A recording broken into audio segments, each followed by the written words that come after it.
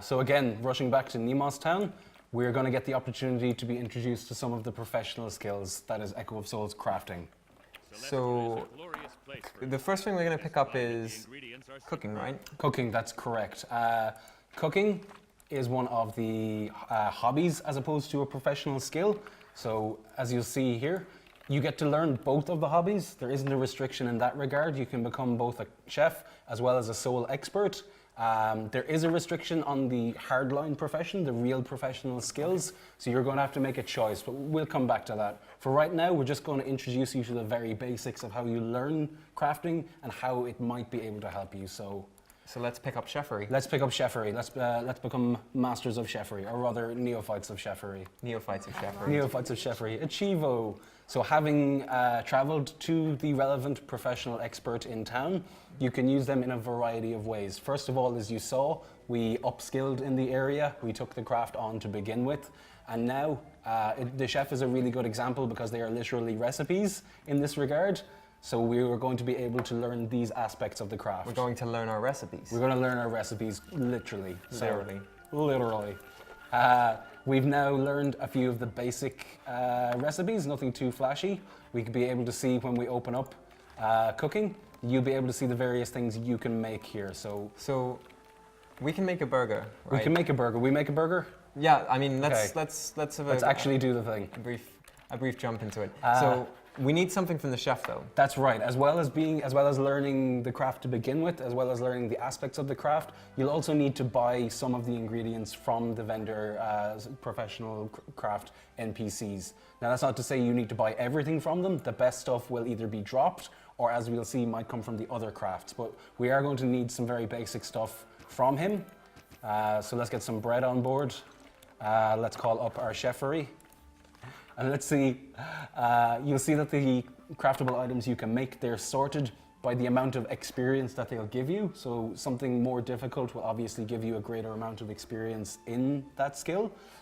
You'll also be able to sort them by whether or not you have the ingredients. Now, that's why we got a bunch of bread, so we can make the simplest thing.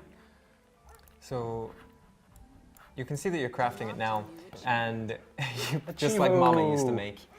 So again, another achievement unlocked. So we're really collecting these achievements early on. Yeah. And I mean, I'd say your chef's lying to you, buddy. I mean, you're making a gourmet bacon burger with just bread. Delicious. So delicious bread. I think we're gonna have some words with the chef and see if we can maybe make the recipe feel less about slapping bread together and more about making an actual burger, because this is making me hungry. So in addition to having learned our first steps in chefery, having gotten our first recipes and bought our first ingredients, we've also got a quest from the chef for the first time. He wants us to learn a bit more about the other professions, which is really helpful because we want to learn about the other professions anyway. So again, there's another hobby and there's some professions, right? Yes, we're going to just briefly take up the other hobby because, as I said, there's no restriction. You can take on both of the hobbies. So again, we will be learning the craft to begin with from the professional.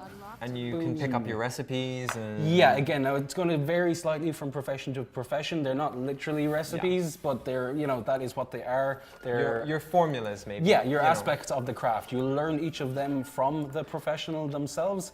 You will be able to buy some of, but not all of the ingredients you need from them. And being a soul expert is kind of unique because soul expert makes use of the souls we collect. Right. So nothing too fancy in this case, but to make like a simple soul of pride, you use the souls that you've refined as an ingredient. Yeah. So this is the first time we're coming across ways to use the purified souls we encountered earlier on. You'll be able to craft increasingly complex items. But what you'll see when we talk to another one of the professions is how and why the crafting works. Yeah. Okay, so this is a profession, right? Jewelry. Yeah.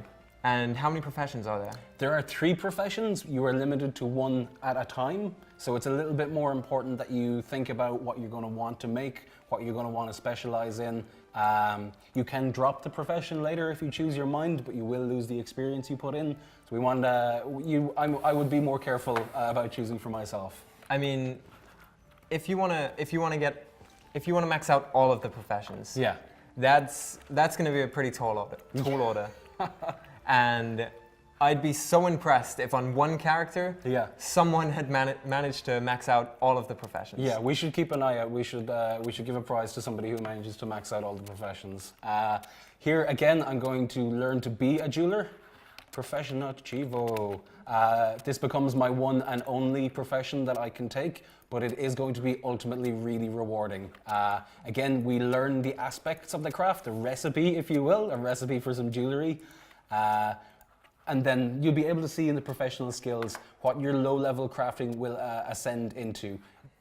Jewelers will be able to make some of the most powerful accessories in the game. Alchemists will be making you some really powerful potions. I mean, they're going to be more powerful than the ones you can get in the shop. They might be more powerful than the ones that drop. There's always going to be a benefit to crafting. It's going to give you better stuff, but it's not just as simple as spamming the recipes, picking up the stuff.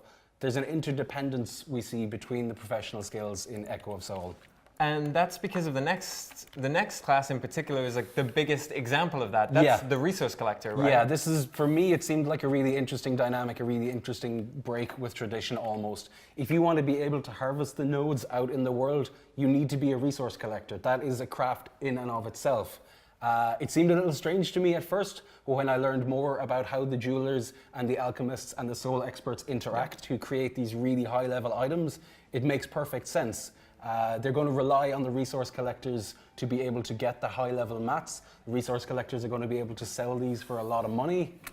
And that would open up a trade market because either as maybe say I'm a high-level resource collector, suddenly I have a lot of sway when it comes to maybe an alchemist and a jeweler both vying for my materials. I'm in the position of power and I'm making them pay through the roof. Yeah, so I mean, there's balance in everything in Echo of Soul. If you're a resource collector, you can't make anything yourself per se, but then again, no one can really make the good stuff or anything above a certain level without you.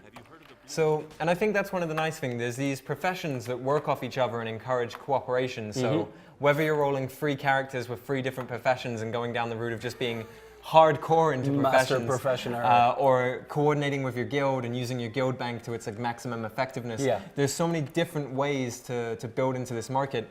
But for me, I don't like professions. I know you don't like it. And I like raids, I like endgame content, I like PvP, I like running dungeons. So for me, I'm really glad that I can enjoy the game and collect good gear in a different means. And like we'll see later when we run a dungeon, through different avenues than just these sort of professional windows. Yeah, even if you're running dungeons or you're monster hunting, you're going to be picking up all sorts of ingredients. Ingredients that each of the crafts need. If you're running dungeons, then you're going to get really high-level materials. You're not going to need them because you don't like crafting, but you're going to be able to sell them for a lot of coin. You're going to be able to market them. You're going to be able to maybe liaise with a jeweler and say, hey, I want this amazing accessory because I'm going to go running raids. I will give you this high-level material in exchange. So there's options no matter how you want to play. And I find that's one of the nicest ways and one of the nicest things about Echo of Soul is that regardless of whether you're into PvE or PvP, you can level up through both. And it's not just always about handing in quests and going from quest to quest, but I can gain a lot of experience in a dungeon, or I can gain experience even through crafting. Yeah, you're not going to be at an advantage from crafting or not from crafting, but the final point we should cover on crafting is not only does your professional skill increase as you level it, as we put a tiny little bit of experience already on our chosen crafts, you can also gain character XP through crafting. So if you spend a lot of time crafting, making the materials, you're not just making a monetary gain, you're actually leveling your character as you go along as well. Cool.